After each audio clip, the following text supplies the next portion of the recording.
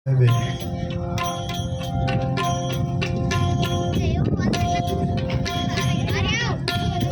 મિત્રને સેવાનો પાઠ બહુ સમજાયો. એમાં જે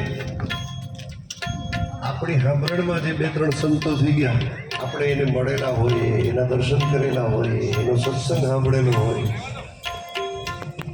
બહુ દૂર જવાની જરૂર નથી. અહીં વાંઢાઈ જાઓ,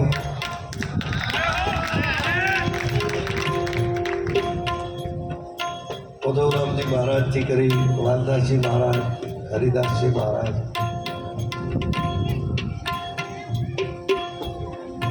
માણસના જીવન પરિવર્તન કરી નાખ્યા. આખા રોજ સંધ્યા પાઠ કરો.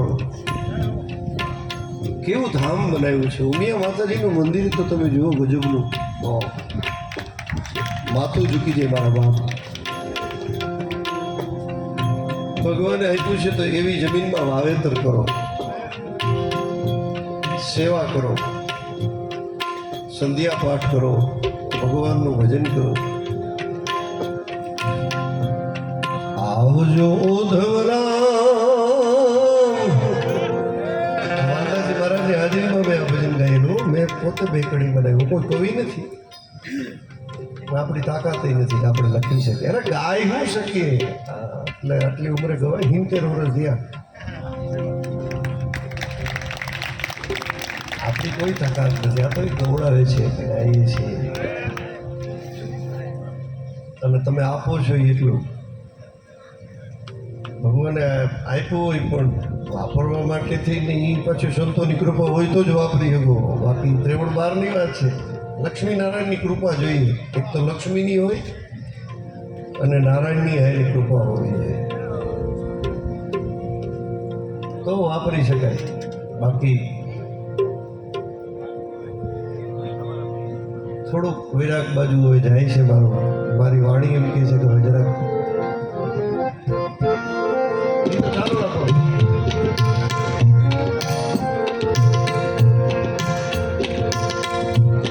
બાકી બધાને ખબર છે કે કાંઈ હારે આવવાનું, છતાંય દોટ એની તરફ જ છે. બધાની ખબર હોવા છતાં આ આપણી નબળાઈ છે. પણ જેનો આત્મા જાગી જાય. એક દરજી અને વાણીઓ બે ભાઈબંધ હતા. વાત કરો ને, વાંધો નહીં, 2 મિનિટ.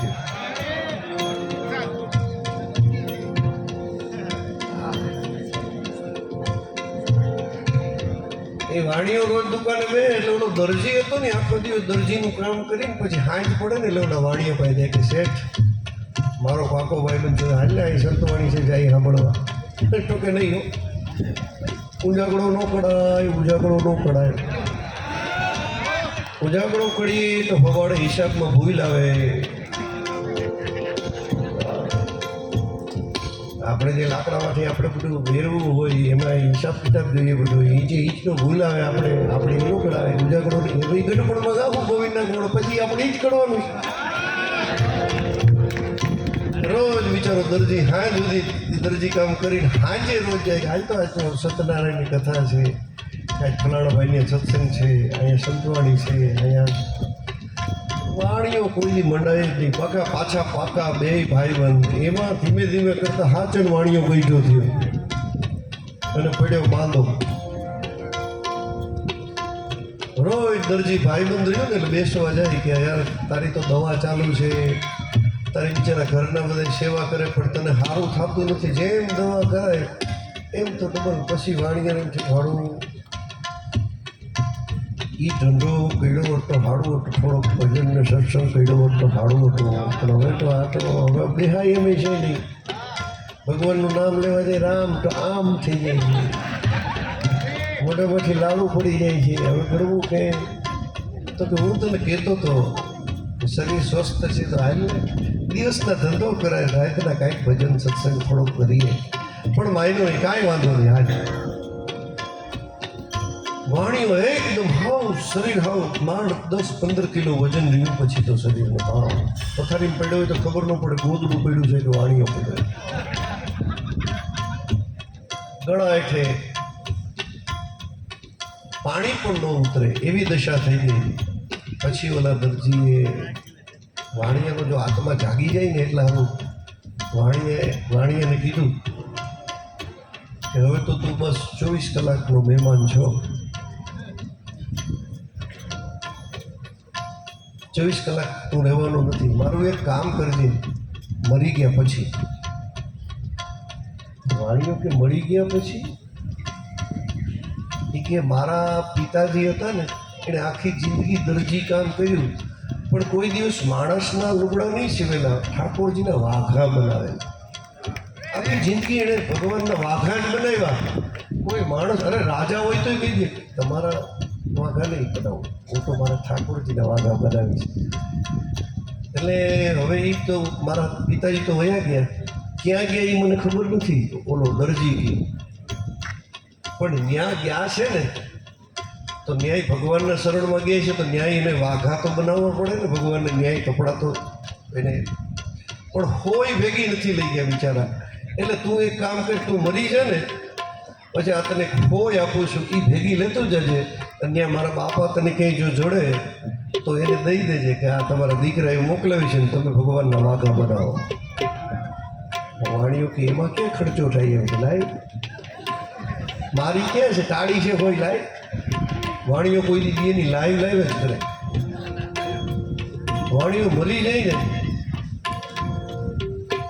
પાણીમાં ડૂબતો હોય પછી આપણે એને કહી કે લાઈવ તારો હાથ લાય ખેંચી લો તો એ લાઈવ એમ કહીને તો ન દે. એ કે લે મારો હાથ લે તો લઈ લઈએ. કારણ કે એમાં શું છે કે લેવાનું છે, એમાં હાથ દેવાનો છે. આમાં મરી જાય તો એ લેવાની જ વાત હોય. એટલે હોય લઈ લીધી. દરજી જઈને હોઈ ગયો. આ બાજુ બરોબર રાતના 2 વાગ્યા એટલે વાણિયાને એમ થયું કે હોય દઈ ગયો પણ આ છોકરાઓને એ બધા તો લુગડાઈ ઉતાર લેવાના છે. એક લગોટી પહેરાવે ખાલી. આ મારે હોઈને ક્યાં રાખવી કે હું ભેગી લઈ જાઉં. મોઢામાં મૂકી દીધી. એને એમ થયું કે મોઢામાં મૂકી દઉં. વળી કલાક પછી વિચાર આવ્યો એ તો હું એ મળવાનું હોય એ મળી જવાની, એ કંઈ ભેગી આવવાની નથી. અને ઝબકારો થયો ને તો ઓહો એક હોય પણ એ મારી નહીં દરજીની લઈ જવા માટેનો જો મને અધિકાર નો આટલી બધી સંપત્તિ ભેળી કરી મારે કાંઈ લઈ જવાનું નથી. આત્મા જાગ્યો ને ભગવાનને પ્રાર્થના કરી કે એકવાર મને આમાંથી મારો નાથ બેઠો કરી જે કંઈ સંપત્તિ છે એ સદરથી વપરાઈ જાય એક વખત મને. અને ભગવાન તો દયાળુ છે, લક્ષ્મી નારાયણ તો બહુ દયાળુ છે. રાત્રિના 3 વાગે એની ઘરવાળીને ઉઠાડી. સાંભળ્યું? એની ઘરવાળી કેતુની સેવા કરતી હતી કે પણ હવે 3 વાગ્યા કોઈને હુવા નથી દેતા. શું છે થોડી કોફી કરો ને. હવે પાણીની શમશી હેઠે ઉતરતી નથી ગળા હેઠે, તમે ક્યાં કોફીની વાત કરો છો? વળી ઘરવાળી ચૂપ બિચારો જાતા જાતા એક વળી કોફીમાં જીવ રહી જાય એનો. અને મારું દુઃખ લઈને જાય એના કરતાં હું સુખ આપું એટલે એણે કોફી બનાવી. ત્યાં તો ઘટ ઘટ ઘટ પાણી નહોતું ઉતરતું. નારાયણની કૃપાથી કોફી ઉતરી. સવારના 4 વાગ્યા વળી ઉઠાડ્યા. એ સાંભળ્યું? હવે આને એક હક નથી, એક કોઈને હુવા નથી દેતા. શું છે? થોડોક શીરો બનાવવાનો. એટલે હાલે માંડ માંડ કોફી ઉતરીને હવે શીરાની વાત કરો છો. વળી એમ છે હાલ ને છેલ્લે આ ઓલો ગ્લોબ ઉડવાનું હોય ને બહુ ઝબકારો મારે એટલે એને એમ થયું કે આ કદાચ જવાનું હોય અને આ છેલ્લે એટલે શીરો બનાવ્યો. તે તો શીરો ખાઈને સવારે 7 વાગ્યા ને તે તો લાકડીને ટેકે થયો. વાણીઓ ઊભો જાગી ગયો એનો આત્મા. લક્ષ્મી નારાયણે કૃપા કરી. સવારના 10 વાગે પાછો ખડા ઉપર જઈને બેઠો. એની ઘરવાળીને કહે કે તારા પપ્પાનો સમાચાર એક હમણાં વેપારી આવ્યો તો એ લઈને આવ્યો તો તારા પપ્પાને બહુ મજા નથી. એટલે એની ઘરવાળી તો ઉપડી ભરવારી એના માવતર. પાછળથી આ વાણીએ ટ્રસ્ટને બોલાવ્યું, ગામના ડાયા માણસોને બોલાવ્યા. બધી સંપત્તિ હતી. એણે કીધું કે અહીંયા હોસ્પિટલ બનાવો, અહીંયા અન્નક્ષેત્ર બનાવો, અહીંયા પાણીનું પરબ બનાવો, અહીંયા અહીંયા હોસ્પિટલ બનાવીને ગરીબ દર્દીઓને મફત જેટલી મારી સંપત્તિ બધી લખી નાખો કે શેઠ તમારા માટે, તો કે જે અનક્ષેત્ર હાલે છે ત્યાં ખૂણામાં એક પાણીનો ગોળો, ટાઢી પાણીની માટલી, બાજુમાં દવાની બાટલી, એક તૂટેલી ખાટલી, એટલી સંપત્તિ આપણી. હું ખૂણામાં બેઠો બેઠો અનક્ષેત્રનું ખાઈશ, માટલીનું પાણી પીશ, અને કદાચ તબિયત સારી ન હોય તો દવા એકાદી બાટલીમાંથી લીધા કરી, પણ હોસ્પિટલમાંથી ફ્રી બધી સંપત્તિ દાન કરી દીધી. જ્યાં એની ઘરવાળી આવી કે તમે તો હવે ખોટું બોલતા હતા, પણ તમે આ ખાટલીમાં કાં, તો કે આ બધું ટ્રસ્ટને અર્પણ કરી દીધું છે. આપણી સંપત્તિમાં તોય બાજુમાં તારી એક ખાટલી નાખી દઉં, પાણી પી, ટુકડો ખા અને મોજ કરી. આ જાગી જાય ને તો આટલી વાર લાગે. એનું નામ હતું, એનું ભજન છે, રામ સમર તારે કાંઈ ફિકર નહીં, તારા સબ દુખડા મટી જાવે.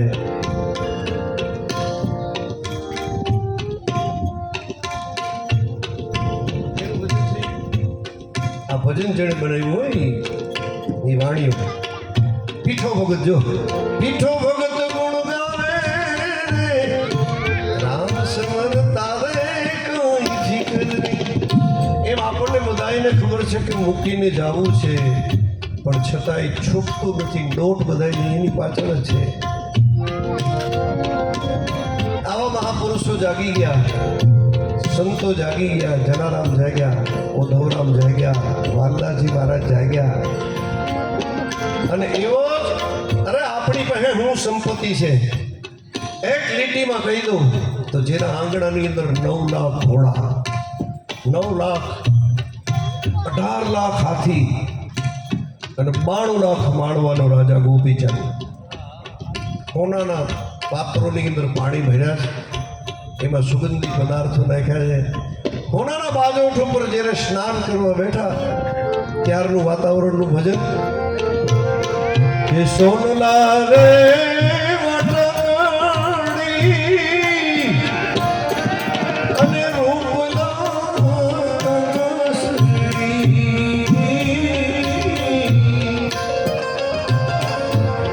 આજ બાલુડો જોગી નાને બેઠો રે, બાલુડો જોગી નાને બેઠો રે.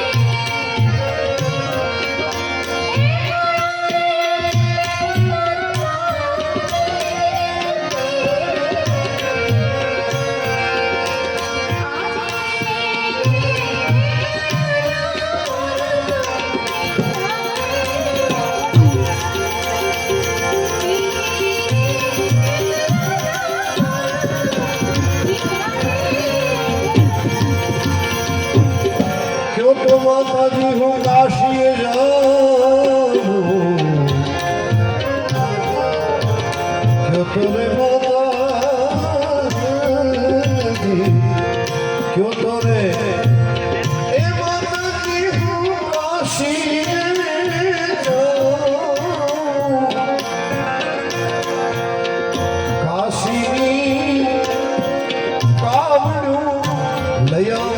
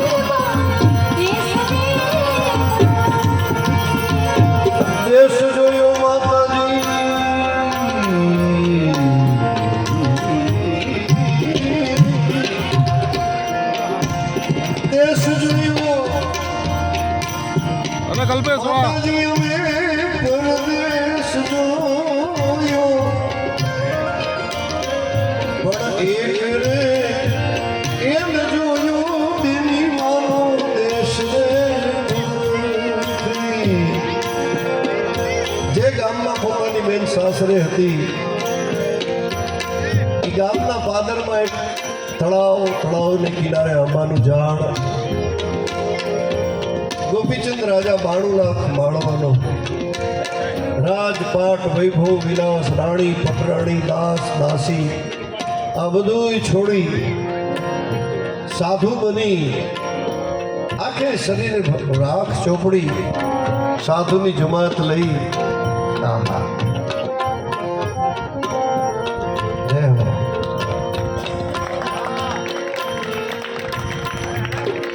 આ બાજુનો ફોટો ને આ બાજુ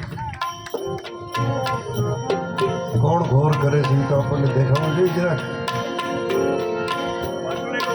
હા બરોબર બરોબર.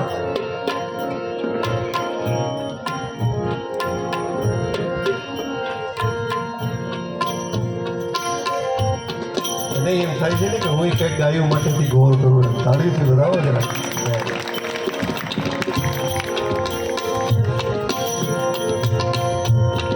આંબલિયાની છાય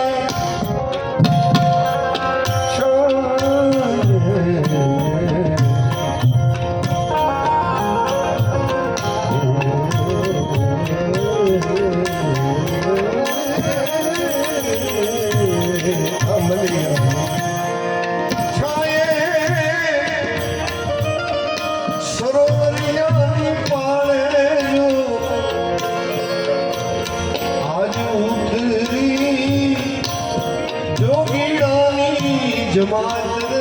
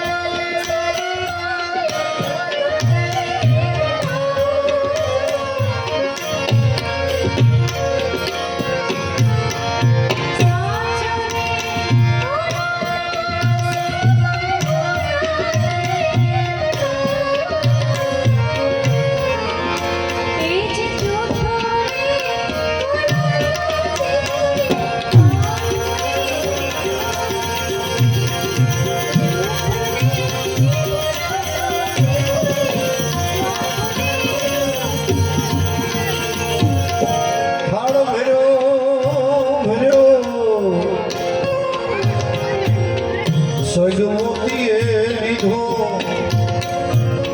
આજ પોતાના વીરને વધા બેલીમાં હાલ્યા. આ બાજુ ગોપીચંદ રાજા સાધુની જમાતની વચ્ચે બેઠા છે. કોનાના થાળની અંદર હીરા માણેક જવેરાત મોતી લઈ માણોનાથ માણવાના રાજા ગોપીચંદના બેન વધાવવા આવ્યા. પણ જ્યાં જોયું ત્યાં તો તળાવને કિનારે ધૂણી ધખી છે. આમાંના ઝાડને છાયે ગોપીચંદ રાજા ધ્યાન અવસ્થામાં બેઠા છે. કોનું ધ્યાન કરે છે? ભગવાન ભોળાનાથનું. વિનંતી કરે છે કે હે મારા મહાદેવ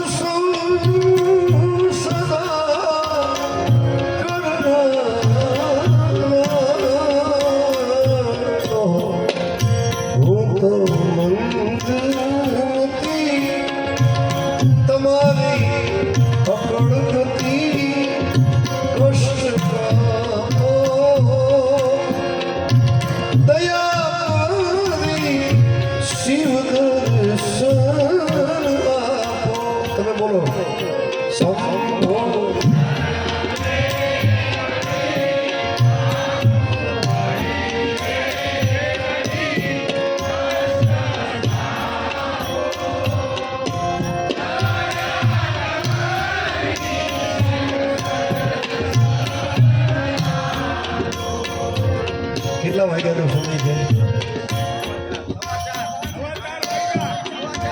આ બ્રહ્મ મુહૂર્તનો સમય કહેવાય. અત્યારે વહેલા ઉઠી મારો મહાદેવ 4:30 વાગે ઉઠે, માન સરોવરની અંદર ડૂબકી લગાવી, સ્મશાનની રાખ ચોપડી, કોઈક દિવસ મહાકાલ જાઓ ઉજ્જૈન, ભસ્મ આરતીના દર્શન કરો. કોણ તમને અત્યારે મહાદેવની ભક્તિ કરાવે? એટલે તો આપણે ક્યાં 4:30 વાગે રોજ તો ઉઠતા ન હોય, અને ઉઠીએ તો હૈયા હોળી લઈને ઉઠીએ. મહાદેવની ભક્તિ 4 વાગ્યામાં કરવી જોઈએ. ક્યારેય નથી પણ જિંદગીમાં ક્યારેક આવો મોકો મળે કે 4:30 વાગે મહાદેવની પ્રાર્થના થતી હોય તો એમાં કમસે કમ સુર તો પુરાવીએ. બોલો શંભો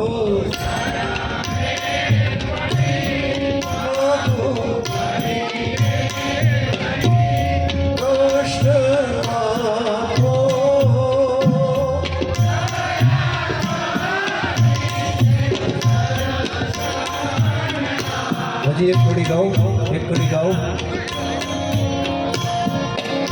હું તો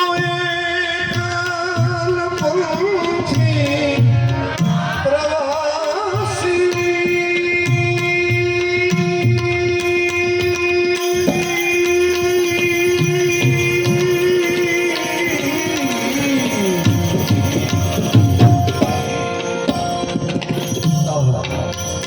છતાં મારો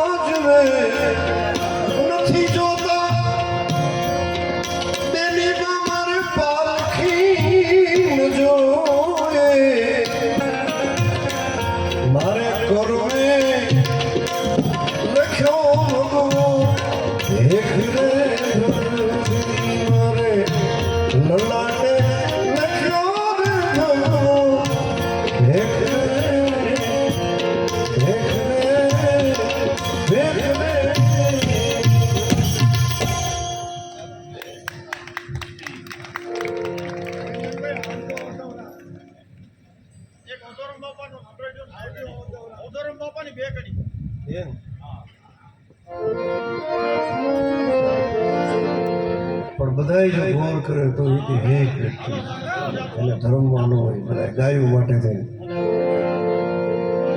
કે પાઘડી તમારી કાવણગારી જોતા હું નવ થાકું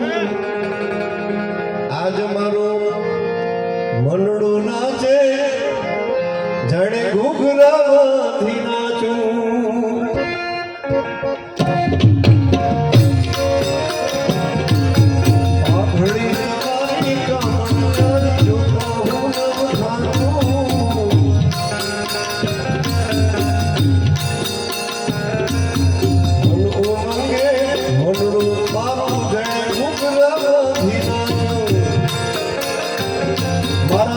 અંતર કેરો ભાવ સાંભળજો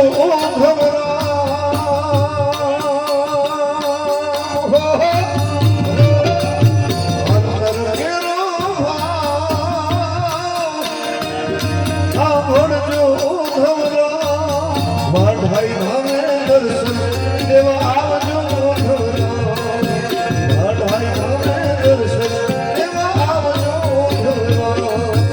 આવજો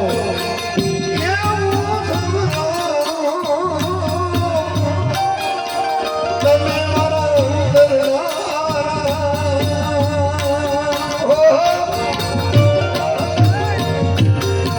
ભાઈ ધામે દર્શન દેવા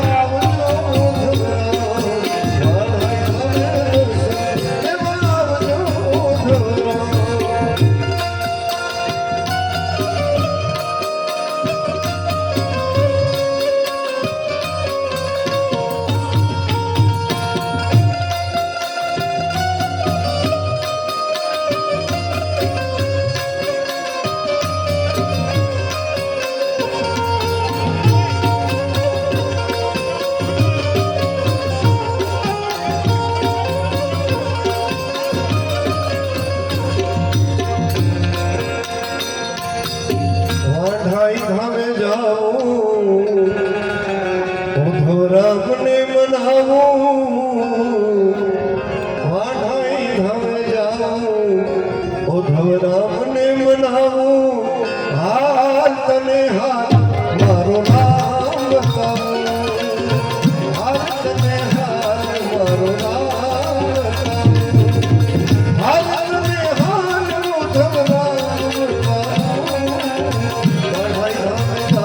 ઉધવરામ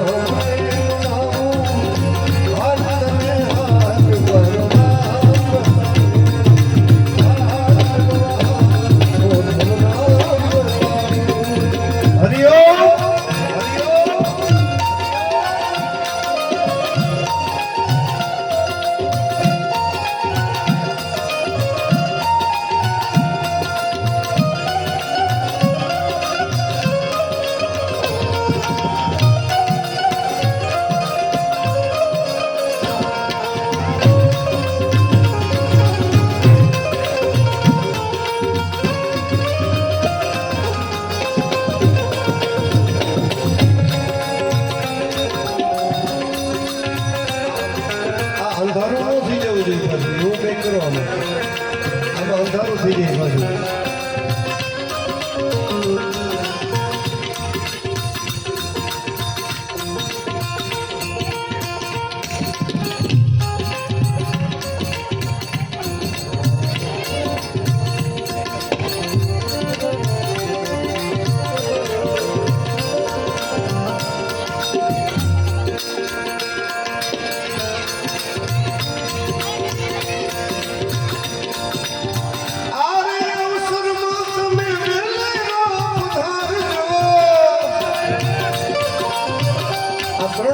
ઉત્સવ છે કેને બોલાવે છે કવિ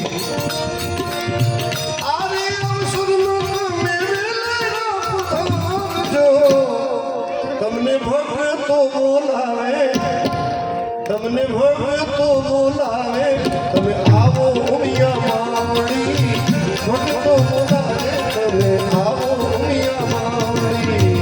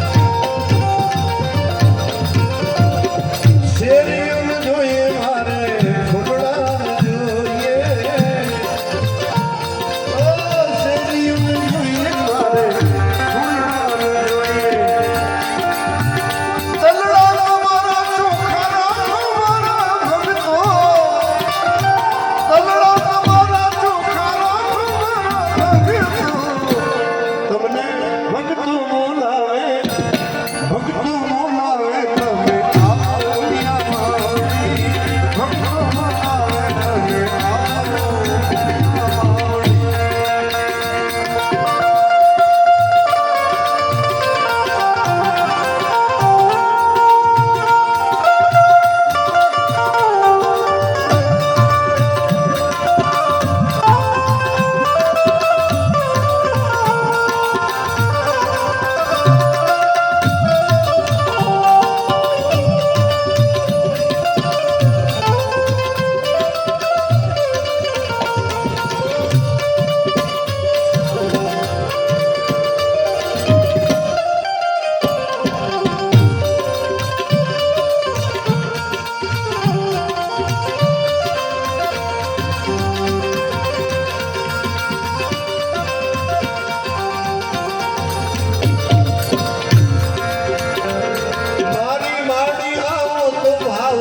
ભોજનિયા બનાવું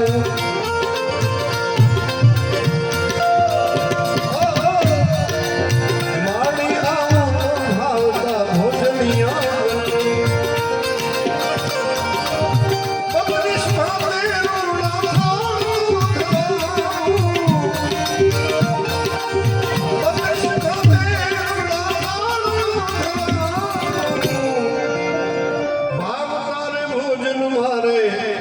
નથી રે ખપના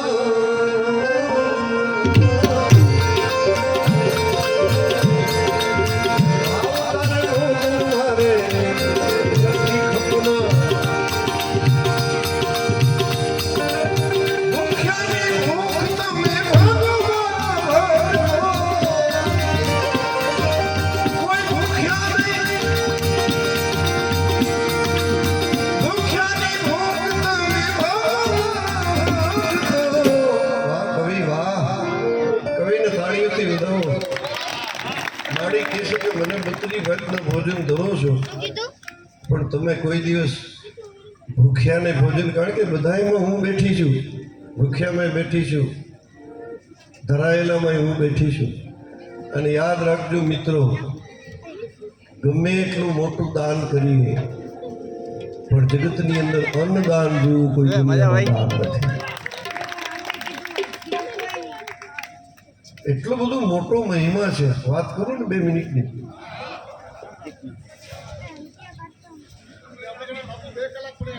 એકનો એક દીકરો નાનકડો એવો 8-9 વર્ષનો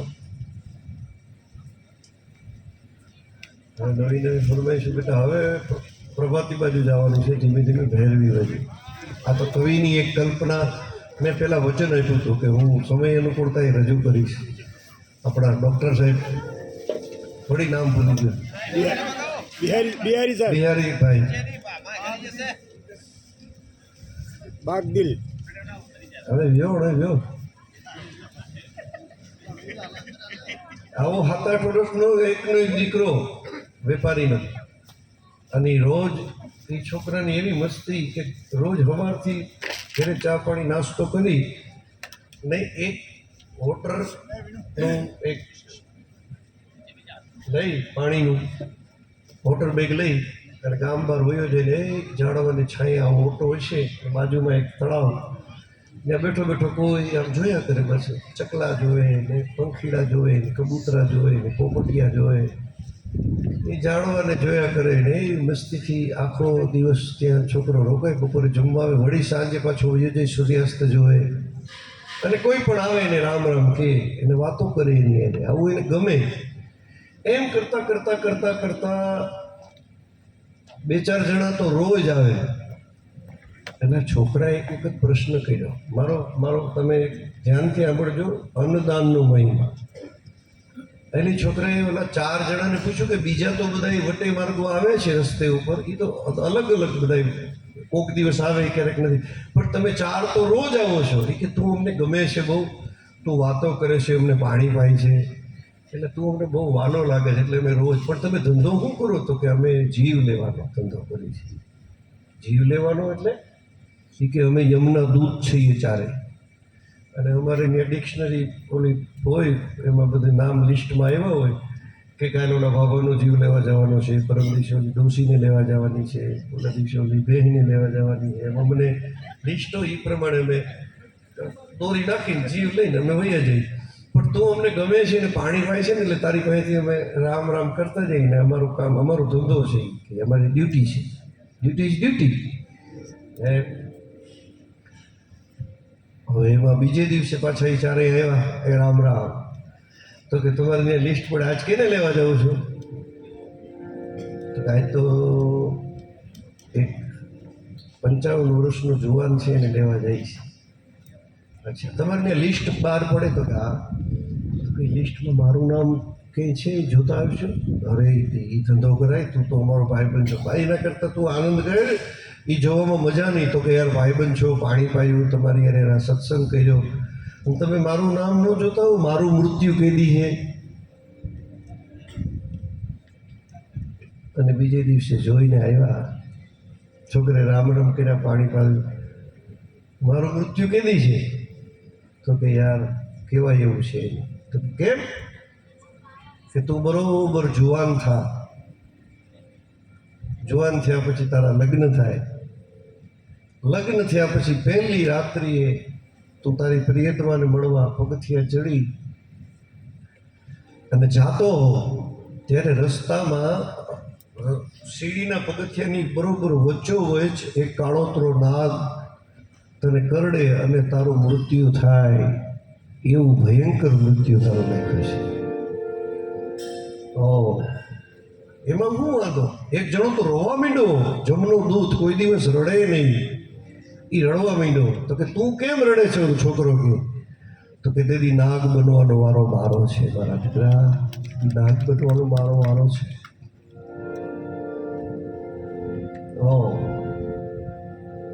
એ ચારેય જણા વયા ગયા.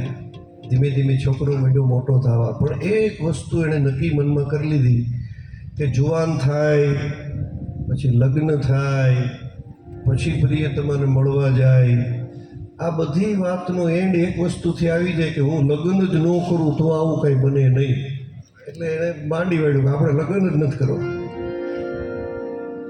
ધીમે ધીમે છોકરો મેળ્યો મોટો થવા, 22, 23 ને 24 વર્ષનો થયો છોકરો જુવાન. બીજા કોઈને નો ઈચ્છા થાય પણ જનેતાને એમ થાય કે મારો દીકરો કદી ઘોડે ચડે. એટલે માં આવી, માએ કીધું બેટા હવે તો તું જુવાન થયો. તો હા હવે તારા લગ્નનું અમે નક્કી કરીએ કે એક છોકરી જોવા જાય. ના માં એ કોઈ દિવસ વિચાર સપનામાં નહીં કરતા. વળી માએ થોડાક દિવસ જવા દીધું. વળી એક દિવસ કીધું બેટા કઈ એવીમાં હોય કે જેને ભોખવાના ભરખા ન હોય, પાનેતર વઢીને માં ક્યારે મારા દીકરાને ભોખવું વરચોળું પહેરીને. વળી છોકરાએ ના પડી. વળી થોડા દી પછી કે બેટા હવે મારી અંતરની ઈચ્છા છે કે અમે મર્યા પહેલાં જો તારા લગ્ન થઈ જાય, જો હવે તું લગ્નની ના પાડીશ ને તો હું મરી જઈશ. માએ જ્યારે એમ કીધું કે તું લગ્ન નહીં કરી તો હું મરી જઈશ એવું કીધું. એટલે દીકરાએ કીધું જનેતાથી વિશેષ મારે દુનિયામાં હું જામાં તારી ઈચ્છાઓ કરે. લગ્ન નક્કી થયા, છોકરી જોઈ, ઘેરે આવ્યા, લગ્ન લેવાણા, પીઠી ચોળી, જકોર બોલ્યો, બગડાટી બોલે, ઢોલને શરણાઈઓને બેટા વાગવા. છોકરો પૈણવા આવ્યો. ખબર છે કે હવે આ છેલ્લો દિવસ છે. લગ્ન કરી પરણેતરને ઘેરે લઈ આવ્યા. માઠ મેળી ઉપર 32 ભાતના ભોજન બનાવી એની ઉપર રૂમાલ રેશમી ઢાંકી દૂધનો ગ્લાસ લઈ અને પરણેતર રૂમમાં જાય છે. આ બાજુ છોકરો બધાએ સગા વાલાઓને હેતુ મિત્રોને બધાને મળી અને મીંડો પગથિયા ચડવા કાટ કાટ કાટ કાટ કાટ બરોબર અધવચ્ચે આવ્યો. યમનો દૂત નાગ બનીને બેઠો હતો. છોકરાએ કીધું કેમ ભેરું આવી ગયો? કે હા મિત્ર મારી તો ડ્યુટી છે એટલે મારે આવવું પડે. આજના દિવસની રાહ જોતો હતો. એટલે માર ડંખ કટ કટ કટ કટ જે અવાજ આવતો હતો ને પરણેતર સાંભળતી હતી પણ મર્યાદાથી બારણું ખોલાય નહીં કે અવાજ કેમ બંધ થઈ ગયો, ક્યાં રોકાણા. પણ કાન માંડ્યો એટલે કોક વાતો કરતું એવું સાંભળવાનું. એને વાતોમાં સાંભળવાનું કે આ તો કોકની એને વાત કરે છે કે આવી ગયું મિત્ર નાગ બનીને, તો કે હા લે માર ડંખ. અરે આમ તો હમણાં મૃત્યુ થઈ જવાનું છે, આ તો નાગની એને વાતો કરે છે. એવું પરણેતરે સાંભળ્યું, એની પ્રિયતમાએ સાંભળ્યું. એમ થયું કે આ કેમ આવી રીતનું બધું વાતાવરણ છે, મને તો કઈ ખબર પડતી નથી. બિચારી બેસી ગઈ, વાત સાંભળે છે બેયની, નાગની અને આ છોકરા પોતાના પ્રિયતમની. એટલે ઓલા નાગે કીધું કે ચોપડામાં લખ્યું હતું કે તને ડંખ માર્યા પછી 1 કલાક પછી તારો જીવ જાય. તે અમને પાણી પાયું, રામ નામનો સત્સંગ કર્યો, એટલે એક છૂટ તને આપું 1 કલાકની કે 1 કલાક સુધી તું મારી સાથે વાતો કર, રામ નામનો સત્સંગ કર, મહિમા સંભળાય મને. અને 1 કલાક પછી એવો ડંખ મારું કે તરત તારા પ્રાણ વયા જાય. તારે બહુ દુઃખી ન થવું પડે 1 કલાક સુધી, નહીંતર ઝેર ચડે ને તું દુઃખી થા ને એ મને ગમતું નથી. એટલે 1 કલાકનો હજી ટાઈમ છે, આપણે વાતો કરીએ. આ બાજુ 1 કલાક 2 જણાએ સત્સંગ માંડ્યો, અને બીજી બાજુ ગામના પાદરની અંદર એક ઝૂંપડામાં રહેવાવાળી સ્ત્રીએ સંતાનને જન્મ આપ્યો. અને જન્મ આપ્યા પછી બાઈ રાત્રિના સમયે એના ધણીને કહે કે મને બહુ ભૂખ લાગી છે, મને ડિલિવરી આવી છે, હવે આ ભૂખ બહુ, પેટ ખાલી છે મારું, અને મને જો કોઈ અનાજનો દાણો નહીં આપે, મને જો કોળીઓ મને કોઈ અન્ન નહીં આપે તો હું આ છોકરાને ખાઈ જઈશ. અત્યારે લઈ આવ્યું ગમે ત્યાંથી જમવાનું. અરે રાત્રિનો સમય છે, અત્યારે જમીન બધા સૂઈ ગયા હોય, કોણ મને આપે?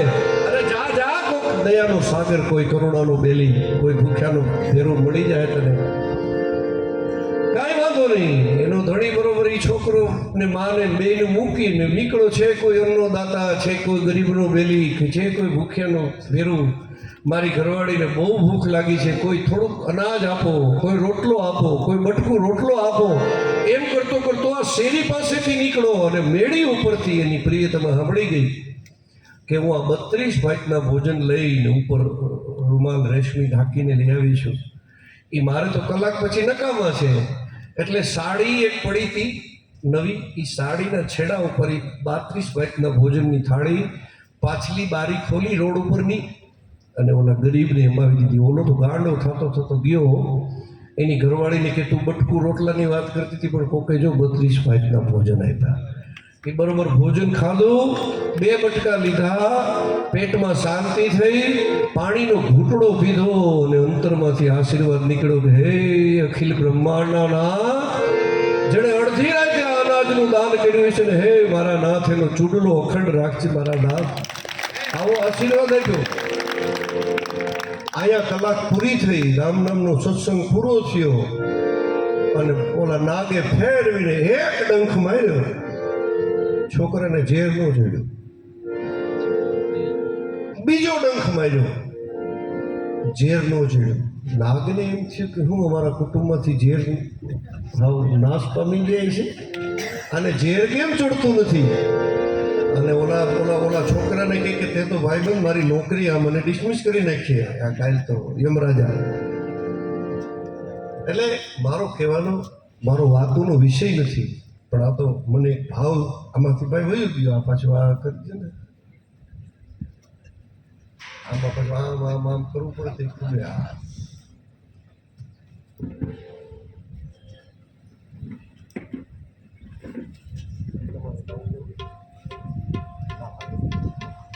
એટલે છેલ્લી કડી, એટલે ડંખ માર્યો તો ઝેર ચડતું નથી. એટલે આ ગળથોલિયા ખાતો ખાતો યમનો દૂત ગયો અને જઈને કીધું તો તમે જેનો જીવ લેવા મોકલ્યો તો એને ઝેર ચડતું નથી.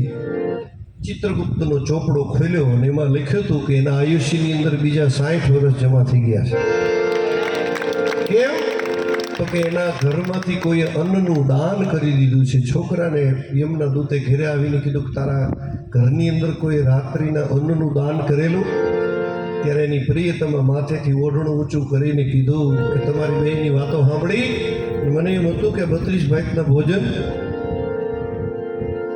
મારે નકામા છે, એટલે મેં એ ગરીબને દાન કરી દીધું. મોટો અન્નદાનનો એટલો મોટો મહિમા છે એટલે કવિ કહે છે કે માડી એમ કહે છે કે ભાવ તારે ભોજન મારે નથી જો ને ખપતા ભૂખ્યાની ભૂખ તમે ભાગો મારા ભરતો ભૂખ્યાની ભૂખ તમે ભાગો તમને ભક્તો રે મુલાવે ભક્તો રે મુલાવે તમે આવો ઉમિયા માવડી ભક્તો બોલાવે તમે આવો ઉમિયા માવડી રમવા આવો તો મળી છોકરે સજાવું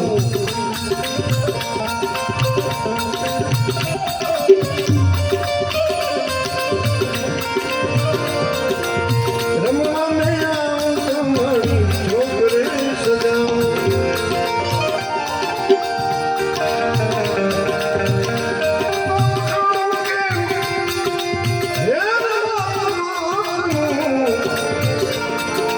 મૂકી દ્યુને મોબાઈલ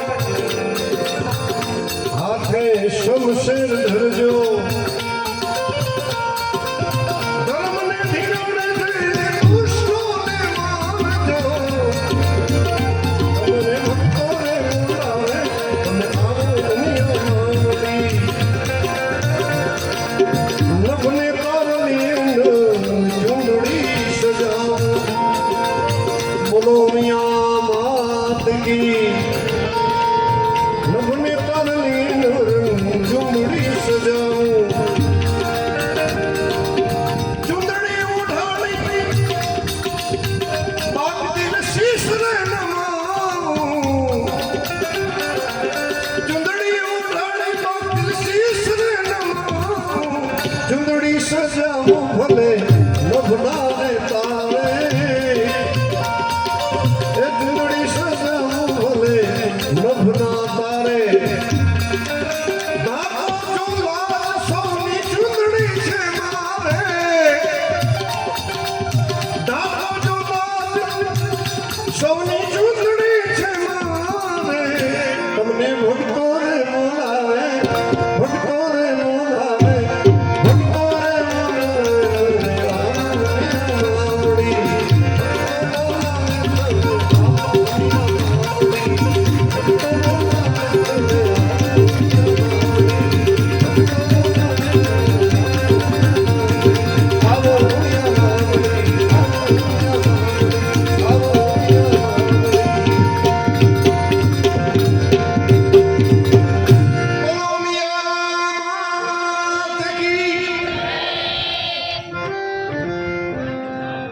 હવે થોડી વાર આયોજકોની એવી ઈચ્છા છે મને સમાચાર આવ્યા છે કે થોડીક વાર ભાઈ કેવા સિંહ ભગીરથસિંહજીને એનો એક છેલ્લો રાઉન્ડ લઈને પછી આપણે જુદા પડશું બરાબર બધા જય ઉમિયામાં હરિઓમ અને પ્રેમથી